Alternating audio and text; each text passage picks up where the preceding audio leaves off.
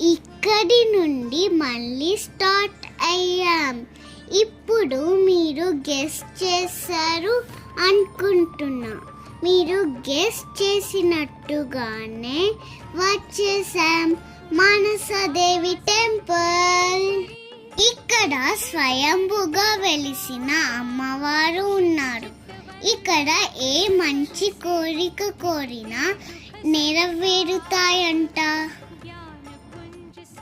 ఇక్కడ టెంపుల్ లోపలికి వెళ్ళాలంటే తప్పకుండా పసుపు పారాన్ని పెట్టుకొని వెళ్ళాలి. నాకు కొత్తగా అనిపించింది. నేను పసుపు పారాన్ని పెట్టుకొని లోపలికి వెళ్ళాను. అక్కడ చాలా పెద్ద శివయ్యని చూశాను. అంతేకాదు 105 శివలింగాలు ఉన్నాయి. ఆ శివలింగాలకి అభిషేకం చేసుకున్నాను. ఆ తర్వాత మానసాదేవి అమ్మవారి దగ్గరికి వెళ్ళాము.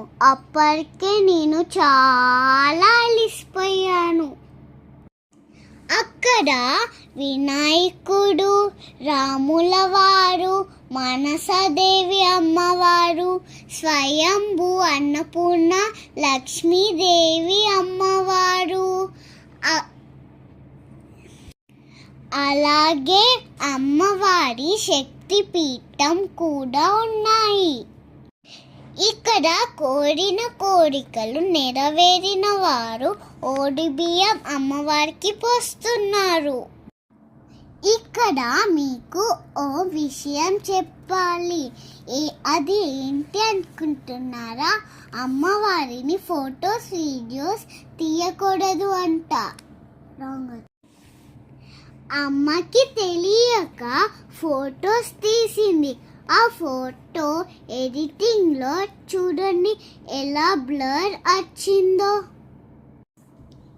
దానితో నాకు తెలిసింది అమ్మవారు ఎంత మహిమ గలవారో అని. మీరు కూడా తప్పకుండా ఇక్కడికి వచ్చి దర్శనం చేసుకోండి గాయ్స్.